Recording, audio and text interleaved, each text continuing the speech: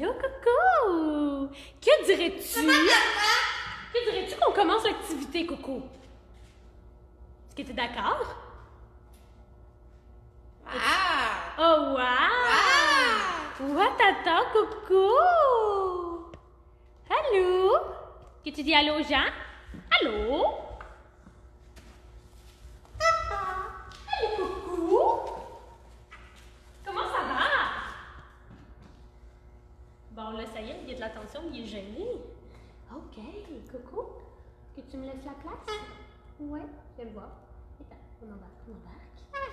Donc, pour tous ceux qui ont demandé à avoir Coco comme animal, eh bien, je vous annonce en primeur que Coco sera l'animal vedette ce vendredi, donc dans notre live à 14h, avec Joanie, donc biologiste et propriétaire d'Éducazou. Donc, c'est elle qui va avoir l'honneur de vous présenter en grande primeur le beau Coco. Donc, bonne chance à elle pour faire 30 minutes avec ça qui jase à côté. Je vous dirais que je suis pas trop triste de lui laisser faire le live avec Coco. Hein, il n'est pas toujours facile à gérer. Ben, l'affaire, c'est que Joanie, c'est comme sa maman. À chaque fois qu'elle rentre dans le local, ben, elle crie « Maman! Maman! Maman, Coco il est là! » Donc là, Coco, est-ce qu'on dit bye-bye aux gens? C'est vendredi ton moment de gloire. On dit bye-bye? Bye-bye! Bye-bye, Coucou! Il aime trop ça pour l'attention. Bye, Coucou!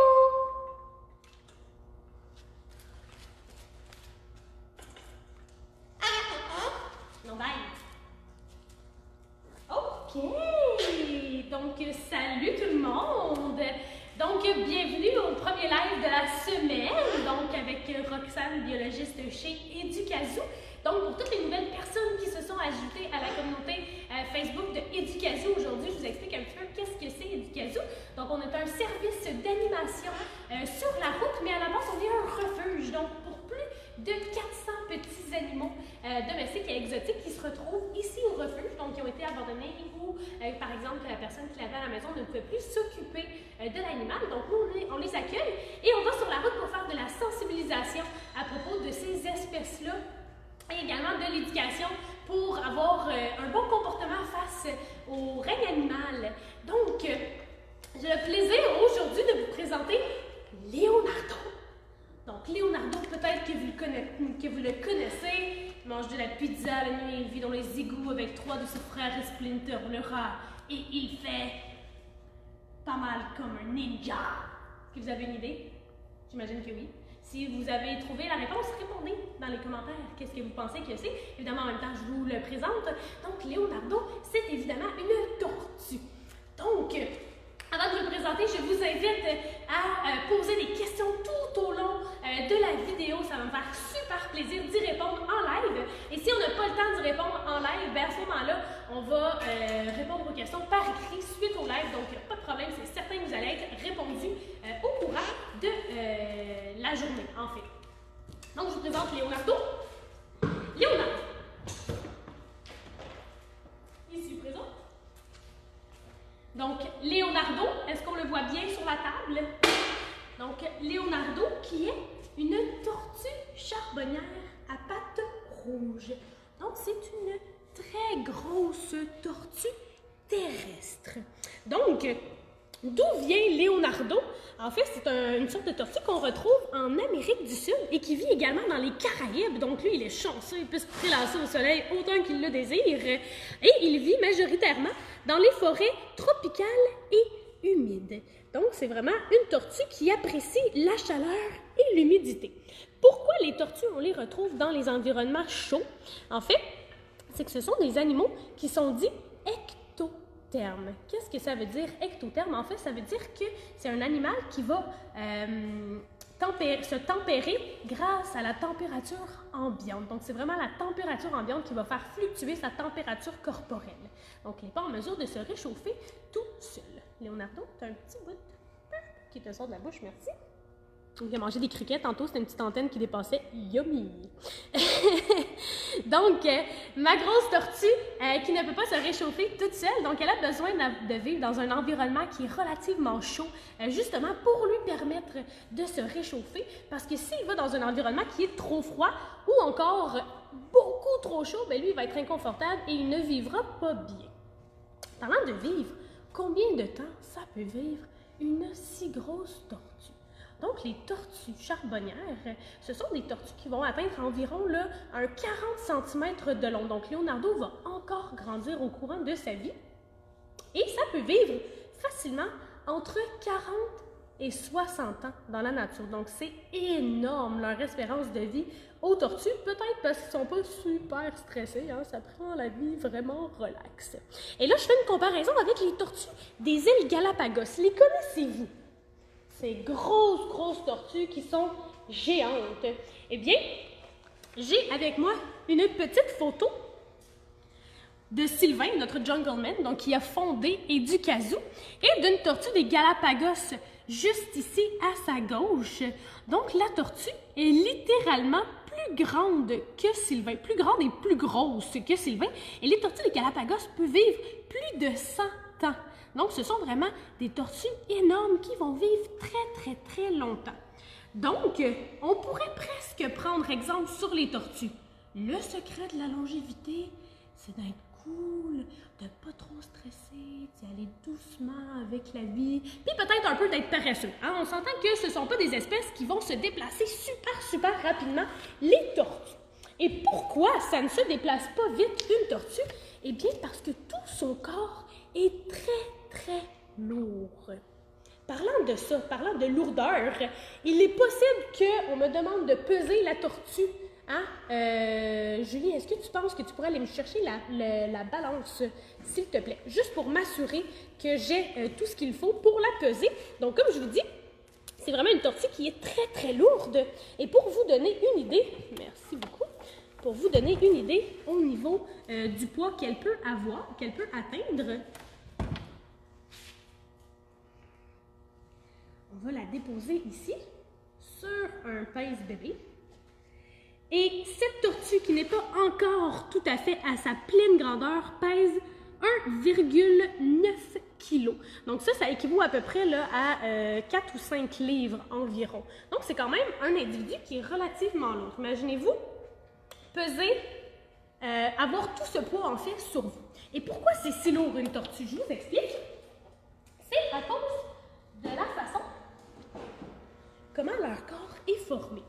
Donc la tortue, on s'entend, sa carapace, tous les enfants le savent, c'est sa maison. Elle ne peut pas sortir de sa maison.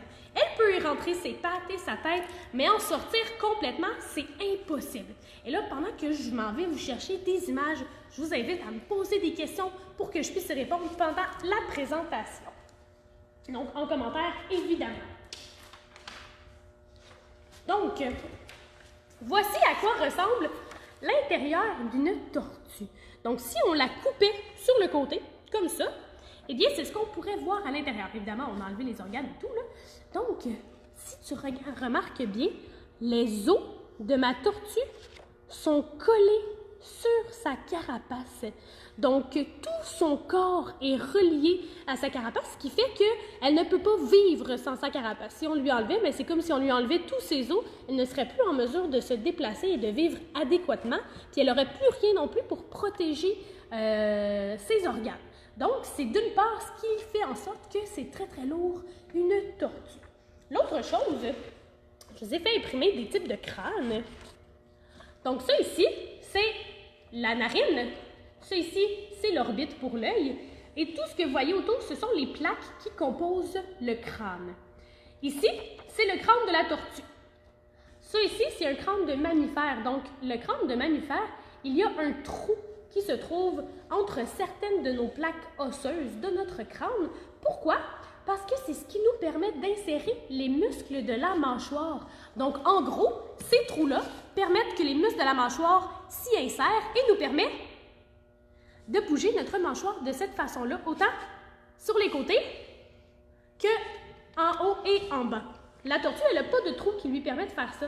Ce qui veut dire qu'elle n'a pas la possibilité de bouger sa mâchoire de cette façon-là. Donc, la seule façon qu'elle va ouvrir sa mâchoire, c'est vraiment de haut en bas. Et une autre chose à quoi sert ce trou-là, bien évidemment à alléger le corps. Donc notre crâne à nous, proportionnellement parlant, est plus léger que le crâne de la tortue. Je crois qu'on avait une question. Oui, on a Gabrielle qui demande à quelle température ambiante il faut pour cette tortue. Ben, en fait, cette tortue-là va beaucoup apprécier, compte tenu qu'elle vit dans des forêts tropicales humides, elle va apprécier vivre la journée dans des températures tournant autour de 32 degrés. Donc, c'est bien important quand on en a une à la maison, de lui fournir des éléments chauffants pour reproduire la chaleur de son environnement. Et également, qui dit forêt tropicale humide dit humidité. Donc, 2 fois par jour minimum, il faut s'assurer de bien humidifier son environnement pour lui fournir l'humidité dont elle a besoin. OK. Si je vous dis comment on fait la différence entre une tortue aquatique, une tortue marine et une tortue terrestre. Donc, il y a 2 éléments qu'on peut facilement regarder pour faire la distinction. Et qui de mieux qu'une vraie tortue aquatique pour vous montrer ces distinctions-là. Donc, j'ai amené avec moi MJ, qui n'a absolument aucun rapport avec les Ninja Turtles. Elle ne fait pas de Kung Fu, elle.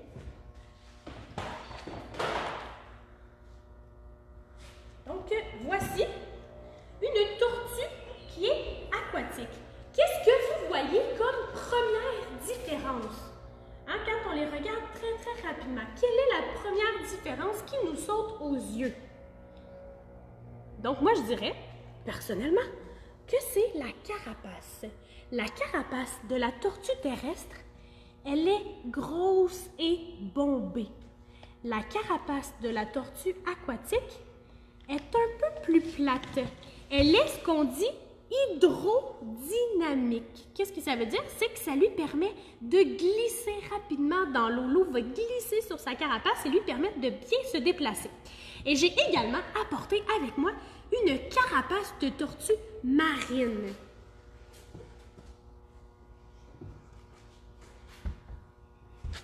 Donc, voici une carapace de tortue marine. Donc, la carapace de la tortue marine est encore plus lisse que celle de la tortue aquatique, ce qui fait qu'elle se déplace encore plus rapidement dans l'eau. Autre chose qu'on peut regarder pour permettre de savoir si elle est terrestre, aquatique ou marine, notre tortue, eh bien, ce sont les pattes, juste ici. Donc, si on regarde sur les pattes de MJ, la tortue aquatique, elle a des pattes avec des palmes et des petites griffes au bout. Donc, il y a vraiment des palmeurs pour permettre de nager lors de la locomotion dans l'eau. Je vais ranger MJ.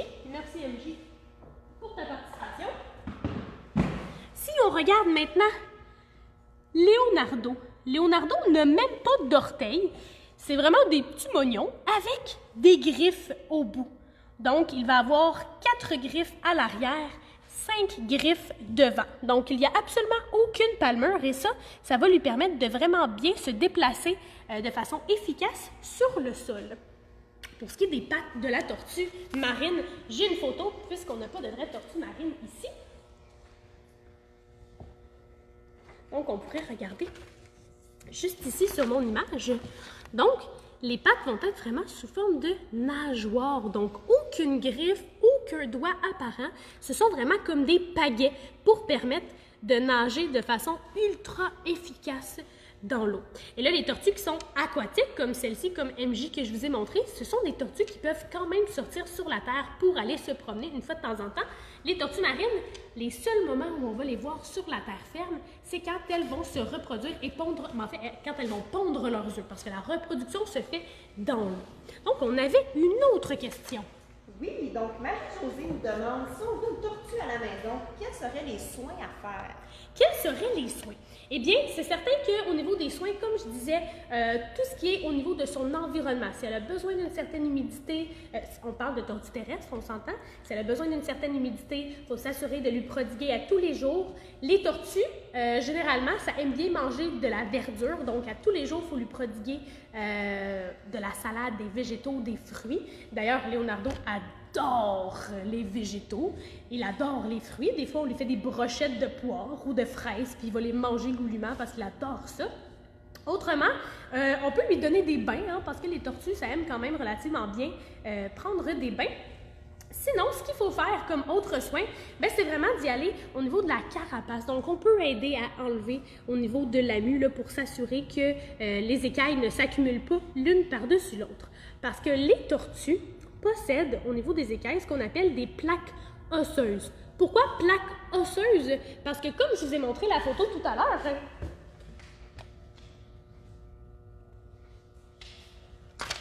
les écailles se retrouvent vraiment sur les os. Et même qu'on peut le voir sur ma carapace juste ici, excuse-moi Leonardo, on peut le voir sur ma carapace juste ici, on voit la colonne vertébrale à l'intérieur. Hein? Donc, on appelle les écailles des plaques osseuses parce qu'elles se retrouvent directement sur l'os. Donc, ça peut être quelque chose qu'on peut faire comme un soin, si on veut, donc l'aider à enlever ces plaques osseuses si elle a de la difficulté à muer. Et je vous ai amené à quoi ça ressemble. Les tortues, au contraire des serpents, ne vont pas muer tout le corps au complet. Ils ont une mue qu'on appelle continue. Ce que ça veut dire, en fait, c'est que tout au long de l'année, ils vont continuellement muer. Donc, c'est pas à une période précise, là, je me claque une mue, toutes les écailles changent. C'est pas comme ça que ça va se dérouler. Ça va vraiment aller en fonction de la croissance de chacune des écailles. Et là, les écailles, elles sont différentes dépendamment où elles vont se trouver sur le corps de la tortue. Donc, les écailles, ici, donc ce sont les écailles vertébrales. Les écailles qui sont plus ici, ce sont les écailles marginales parce qu'elles se retrouvent à la marge de la carapace. Et les écailles sur le côté ici, ce seraient les écailles costales parce qu'elles se retrouvent grosso modo au niveau des côtes, tout simplement. Et, par exemple, cette partie-là ici pourrait muer, alors que 3 mois plus tard, ça pourrait être cette écaille-là. Et quand ça tombe, ça va vraiment ressembler à ceci. Donc, voilà. Donc, autrement, au niveau des soins, outre les écailles auxquelles il faut penser, je vous disais l'alimentation des végétaux, très important, mais la majorité des tortues terrestres ne se nourrissent pas que de ça. Et une chose qui est ultra importante pour les tortues terrestres, c'est le foin. Donc, il faut leur en donner à tous les jours. Il faut qu'ils aient accès à une source de foin. C'est vraiment très bon pour eux. Ici, on n'en donne pas, pardon. Ça peut provoquer des carences.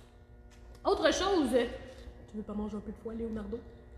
Je te comprends, tu le sais que j'ai quelque chose de mieux, hein? Autre chose qu'on peut leur donner, des insectes. Donc, j'ai amené pour Leonardo des vers. Parce que Leonardo, il aime bien manger des vers. Et là, on va faire quelque chose ensemble. Vous allez voir à quel point une tortue terrestre, c'est pas tant efficace que ça pour chasser. On va tasser un petit peu le foin. Comme ça. Et là, on va lui mettre un petit verre. Comme ça devant lui. Et il est comme, ouh, super chouette, un verre. Je vais essayer de le manger. Oh, manqué. Oh, manqué. Oh, manqué. Oh, manqué. Oh, manqué. Donc, avec Leonardo, une chose qui est très importante, c'est de l'aider lorsqu'il va manger des insectes parce qu'il n'est pas super bon pour chasser. Donc, de quelle façon on l'aide? On s'assure de prendre l'insecte qu'on veut lui donner dans des pinces et quand il ouvre la bouche, on lui donne pour qu'il puisse, yummy, se rassasier. Ben là, voyons Léo. Hein, c'est très malhabile, une tortue. Même quand le verre bouge plus tant que ça, c'est difficile de le manger. Mange pas, mon chéri. Vas-y. OK.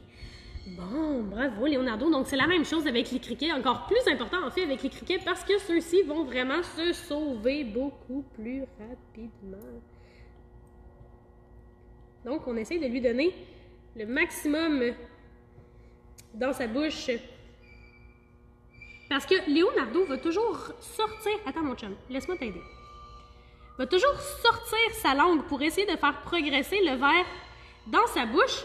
Et souvent, en ressortant sa langue, il va le repousser à l'extérieur. C'est ce qui fait en sorte qu'il va tout le temps sortir de sa bouche. OK. Donc, La carapace d'une tortue est séparée en deux. Donc, elle est faite vraiment de deux parties qui sont totalement différentes. C'est tout, mon chum, n'est plus pour toi. C'est terminé les vases, c'était une petite gâterie. Donc, la carapace, va être séparée en deux parties. Donc, au niveau du dos, on va vraiment retrouver ce qu'on appelle la dossière. Donc, le dos, la dossière, c'est tout à fait logique. La partie qui se retrouve juste en dessous ici, c'est ce qu'on appelle le plastron. Donc, le plastron, c'est ce qui va venir protéger, dans le fond, jouer un peu le rôle du sternum comme nous, et qui va venir protéger au niveau de la cage thoracique, donc les organes internes et tout et tout. Au niveau de la reproduction, comment on fait pour savoir si on a affaire à un mâle ou à une femelle? Et là, je vous rappelle, posez des questions, ça me fait plaisir d'interagir avec vous. C'est super intéressant vos questions quand vous en avez. Des fois, ça peut me sortir un petit peu de mes sujets là, prédéterminés. Donc, allez-y, soyez libres de poser les questions que vous désirez. Donc, différence mâle-femelle. S'il y a quelqu'un qui le sait, bien, écrivez-le dans les commentaires. Donc, comment on fait? Ben, en fait, ça dépend toujours des espèces, évidemment, mais il y a deux critères qu'on peut relativement bien se fier. Premier critère, au niveau du plastron, justement. Donc, le plastron, quand il est tout plat, souvent, ça va être une femelle. Quand il est bombé vers l'intérieur, souvent, ça va être un mâle. Pourquoi le mâle va avoir un plastron qui est bombé? Eh bien, c'est que lorsqu'ils vont se reproduire, la tortue mâle va grimper sur le dos de la tortue femelle. Et si son plastron est tout droit comme ça, bien, il n'est pas en mesure de se reproduire comme il faut. Donc, il va venir épouser la forme de la dossière de la femelle pour pouvoir bien se reproduire. Autre chose qu'on peut regarder également, ça va être vraiment au niveau de la grosseur et de la longueur de la queue. Donc, lorsque la queue, elle est petite et mince, souvent, on a affaire à une femelle. Quand la queue, elle est grosse, longue et épaisse, on va avoir affaire à un mâle. Et souvent, le cloaque chez le mâle va être un petit peu plus loin au niveau de la queue que chez la femelle. Donc, Leonardo qui vous montre ses fesses. Merci, Leonardo, trop gentil. OK, ensuite, est-ce que les tortues possèdent des dents? Eh bien, non. Les tortues ne possèdent pas de dents. Elles ont ce qu'on appelle des lamelles osseuses qui forment comme un petit bec. Et ces lamelles osseuses-là sont super tranchantes. Donc, c'est vraiment très coupant. Et c'est pourquoi c'est une très mauvaise idée d'aller jouer avec nos doigts comme ça devant la bouche d'une tortue. Pourquoi? Bien, parce que si ça décide que ça mord cette tortue-là, ça peut faire mal. Donc, ça va couper. On s'entend, on ne coupe pas le doigt au complet, mais ça peut faire une bonne coupure qui va être douloureuse au niveau du doigt. Donc, on évite de mettre ses mains près de la bouche d'une tortue. En fait, vraiment pour notre propre sécurité. Là, je passais un peu du coq à l'âne. Je reviens à la reproduction. Donc, les tortues, ce sont des animaux qui sont ovipares. Donc, ça veut dire qu'ils vont pondre des œufs.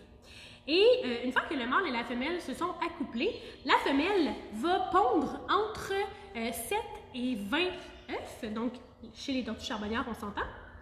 Donc, va pondre entre 7 et 20 œufs qu'elle va aller enterrer dans des nids sur la terre ferme. Donc, elle va creuser des petits nids. Et ce qui est intéressant, c'est que tous les œufs ne seront pas au même niveau dans le sol. Donc, si par exemple, on creuse un nid, la tortue femelle va pondre environ 2 à 4 œufs. Elle va remettre de la terre par-dessus, environ une dizaine de centimètres de terre. Elle va pondre à nouveau 2 à 4 œufs, remettre une nouvelle quantité de terre, pondre à nouveau, etc., jusqu'à temps que tous les œufs soient pondus. Pourquoi elle fait ça? En fait, c'est que la température à laquelle les œufs vont être incubés, c'est ça, c'est le bon mot, à laquelle les œufs vont être incubés, va déterminer si c'est plutôt un mâle ou une femelle qui va éclore. Donc, c'est pour ça que ceux qui sont plus profondément enterrés ne seront pas nécessairement le même sexe que ceux qui sont plus sur le dessus. OK. Donc, une chose que je voulais vous dire, en fait, nous, on a un beau partenariat avec la ferme de tortues à Cayo-Largo. Donc, si éventuellement vous prévoyez faire un beau voyage à Cayo-Largo, vous pouvez communiquer avec nous. On peut vous fournir de la nourriture pour les tortues aquatiques là-bas et vous allez avoir un accès exclusif en fait au site pour aller visiter. Et pour un pesance, vous allez pouvoir procéder à la libération d'un bébé tortue dans l'eau. Donc, ils ont vraiment des belles installations et eux, ce qu'ils vont faire, c'est qu'ils vont aller chercher, ils vont déterrer les œufs que les femelles tortues vont avoir pondu dans les nids et ils vont les ramener dans leur ferme de tortues pour les réenterrer, les faire incuber à cet endroit-là. Pourquoi? Pour limiter les chances que les prédateurs découvrent les œufs. Et pourquoi c'est important en fait, c'est que déjà, en faisant tout ça, il n'y a seulement qu'1% de toutes les tortues qui vont éclore sur la ferme qui vont réussir à se rendre à l'âge adulte. Et pour vous donner une idée, chez les tortues charbonnières, pour qu'une femelle soit féconde, donc qu'elle soit prête à se reproduire, ça prend environ 8 à 10 ans. Donc c'est super long. Donc les tortues, c'est des animaux qui sont vraiment à risque de disparaître étant donné que les bébés sont beaucoup prédatés et que, bon, si on ne les aide pas, bien, ça pourrait les mener à leur perte. Est-ce que j'avais des questions? Oui, donc on a Arnaud qui demande à quelle vitesse il peut marcher. Très bonne question, Arnaud, j'y arrivais. Donc, ma tortue charbonnière peut marcher de 5 à 10 mètres par heure. C'est très lent, on va se le dire, c'est vraiment très lent. Donc, j'ai amené mon tape à mesurer pour vous montrer grosso modo qu'est-ce que c'est 5 mètres. Donc, tape à mesurer à l'appui. Là, je t'en prie, il faut que je fasse attention. Bon, on a 1 mètre là. Je pense pas que je vais réussir à faire le 5 mètres. Mais mettons qu'on se rend à 2 mètres et demi.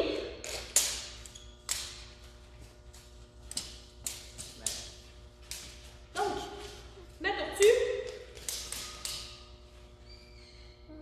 pour faire 2 fois cette longueur-là, peut prendre 1 heure.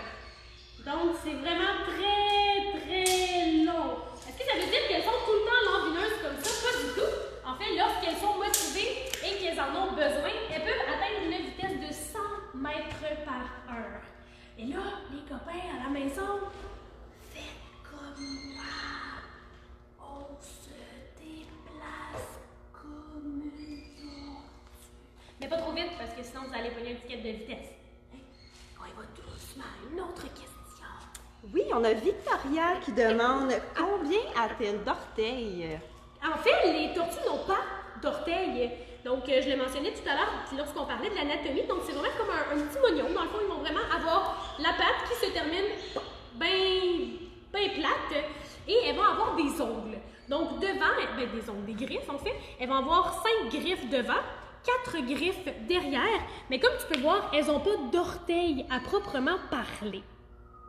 Donc, les tortues charbonnières, ce sont des tortues qui sont majoritairement diurnes. Ce que ça veut dire, c'est qu'elles vont vraiment être plus actives pendant la journée et la nuit, elles vont se reposer dans des anfractuosités d'arbres, dans des terriers déjà creusés par d'autres animaux. Donc, elles vont vraiment profiter un petit peu de tout ce qui se trouve autour d'elles pour se faire un petit nid douillet pour la nuit. Et dans les journées les plus chaudes, souvent, ce qu'elles vont faire, c'est se reposer. Donc, quand il fait très chaud en Amérique du Sud, dans les Caraïbes, là où elles vivent, elles vont passer 50% de leur journée au repos. Hein, je vous disais tantôt que ça vivait longtemps. On a le secret. Pourquoi? 50% de leur journée au repos, mis à part la nuit, ça fait comme 75% de ta journée où tu fais absolument rien. Ah, donc ça, c'est le secret de la longévité des tortues, ne rien faire pendant 75% de la journée. Et si les températures atteignent des extrêmes, donc il fait vraiment trop chaud pour que ça soit agréable pour la tortue, ce qu'elle va faire, elle va procéder à de l'estivation. Qu'est-ce que c'est l'estivation? En fait, c'est comme l'hibernation, sauf qu'au lieu d'être en hiver, ça se déroule durant la saison estivale. Donc, elle va vraiment faire diminuer tout son métabolisme. Elle va économiser le plus d'énergie possible le temps que les temps chauds s'en aillent, en fait, le temps que le temps frais revienne. Et ensuite, elle va se remettre en marche. Donc, les tortues charbonnières sont des espèces qui sont quasi menacées. Donc, elles ne sont pas tout à fait menacées d'extinction, mais elles sont vraiment très proches de l'être. Pourquoi? ben en fait, elles le sont à cause de la pollution, évidemment, hein, parce que ben, elles peuvent manger des choses, du plastique, des trucs comme ça qu'elles peuvent trouver un peu partout sur le sol, pensant que c'est de la bonne nourriture. Elles sont aussi sont quasi menacées à cause de l'urbanisation. Donc, ça, c'est le fait, en fait, de détruire leur site de nidification, par exemple, pour construire des maisons, des routes et des trucs comme ça. Et une autre chose qui les met en danger, c'est la capture par les êtres humains. Et nous, les êtres humains, on les capture pour 2 raisons. Les consommer, donc il n'est pas rare qu'en Amérique du Sud, ce type de tortue-là soit mangé. Et l'autre chose au niveau de la capture par les humains, mais ça va être pour la vente, pour les avoir en fait en captivité à la maison. Donc ça, c'est quelque chose là qu'il faut valider quand vous décidez d'adopter une tortue, d'où elle provient. Est-ce que c'est un élevage qui est ici aux États-Unis ou est-ce qu'elle a été prise dans la nature et vendue ensuite? Évidemment, je vous conseille très fortement de ne pas encourager lorsqu'elles sont prises dans la nature. Une chose qui est super intéressante à propos des tortues, c'est que les organes à l'intérieur de leur corps, donc l'estomac, les poumons, l'intestin, le cœur, eh bien, ils ne sont pas collés sur les parois du corps. Donc nous, on a la capacité de se tenir debout parce que nos organes sont bien soutenus. Hein, ils ne peuvent pas se promener partout dans notre corps. Eh bien, la tortue, lorsqu'on la manipule, c'est bien important de toujours la manipuler comme ceci. Donc, un peu comme un hamburger. C'est une blague, je ne mangerai pas Leonardo, mais non, je t'aime trop. Donc, comme un hamburger, pour éviter que les organes s'aplatissent dans le fond. Parce que si je la prenais comme ceci, donc les organes pourraient aller dans le fond et ça pourrait la blesser, même la tuer. On a une autre question. Oui, on a Arnaud qui demande, est-ce qu'elle pourrait nager ou prendre un bain? Elle pourrait prendre un bain, oui, Arnaud, effectivement. Évidemment, on s'assure de ne pas mettre trop d'eau, hein, parce que c'est pas une tortue qui est habile dans l'eau. Donc, pour ce qui est de nager, on cancelle le projet. C'est certain que ça ne fonctionne pas. Elle n'est pas du tout faite pour ça. Premièrement, sa carapace, elle la ferait couler. Hein? C'est un peu comme si tu lances une roche dans l'eau. Qu'est-ce qui arrive? Elle coule dans le fond parce qu'elle n'est pas faite pour flotter. Et si on regarde ses petites pattes, bien, ses pattes, c'est des griffes qui ne permettent pas de bien nager. Donc, toi, quand tu nages dans l'eau, Arnaud, tu n'as pas les doigts ouverts comme ça, tu t'assures de fermer tes mains pour pouvoir envoyer l'eau derrière toi.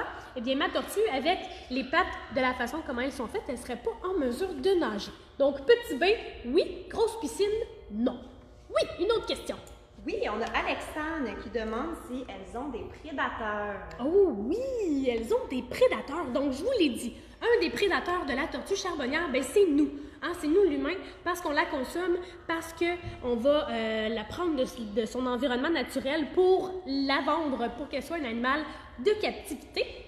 Un animal qui est naturel, enfin un prédateur naturel pour la tortue, qui va s'attaquer aux adultes, ben les jaguars, imagine-toi donc les espèces de gros félins qui vivent en Amérique du Sud, ce sont des prédateurs des tortues. Donc avec leurs grosses dents, ils sont facilement capables de casser la dossière, la carapace et tout, pour aller chercher tout ce qu'il y a à l'intérieur. Et les prédateurs qui sont plutôt au niveau des petites tortues, mais à ce moment-là, on parle de d'autres types de reptiles. Donc, ça pourrait être, par exemple, des serpents, ça pourrait être des types de lézards qui sont carnivores, ou encore les rapaces, donc les oiseaux de proie, qui sont souvent là à survoler au-dessus des sites de nidification quand vient le temps d'éclore de l'œuf. Et là, avant de vous quitter, je voulais vous dire une dernière petite chose vraiment mignonne à propos des petits bébés qui sortent de leur œuf. Comment font-ils? Ils n'ont pas de griffes, ils n'ont pas de dents pour sortir. Donc, ils ont une technique particulière. Ils vont utiliser ce qu'on appelle la dent de l'œuf. Donc, la dent de l'œuf qui se retrouve à être une petite écaille juste au bout du nez. Et cette petite écaille-là, elle est très dure et elle va permettre de faire un trou dans la coquille de l'œuf. Une fois que le trou va être percé, eh bien, le bébé va pouvoir en sortir et cette petite écaille-là va tomber en fait quelques jours après la naissance parce que sa seule utilité, c'est de sortir, de permettre à l'animal de sortir de l'œuf. Donc, comme elle est inutile ensuite, les tortues vont simplement les perdre. Donc, c'est tout pour aujourd'hui. Merci d'avoir été à l'écoute avec nous. Donc, on vous invite évidemment à nous suivre sur nos différentes plateformes éducatives, donc Instagram, Facebook, notre chaîne YouTube et également si vous voulez nous faire un don. Donc comme vous savez, je vous l'ai dit tout à l'heure, on est un service d'animation sur la route. Malheureusement, c'est plus possible de se déplacer et c'était notre seule source de financement. Donc toutes les animations sont sur pause, mais les animaux, eux, ne peuvent pas mettre leur estomac sur pause. Hein? Donc ils ont besoin d'avoir des soins quotidiens, de la nourriture quotidiennement également. Donc si vous voulez nous donner un petit coup de patte pour aider nos beaux animaux, ben, je vous invite à nous suivre et à aller faire un petit don là, sur notre page GoFundMe que vous pouvez trouver sur la page Facebook Éducazou. Et on se retrouve demain avec un animal qui possède 8 pattes. Bonne fin de journée!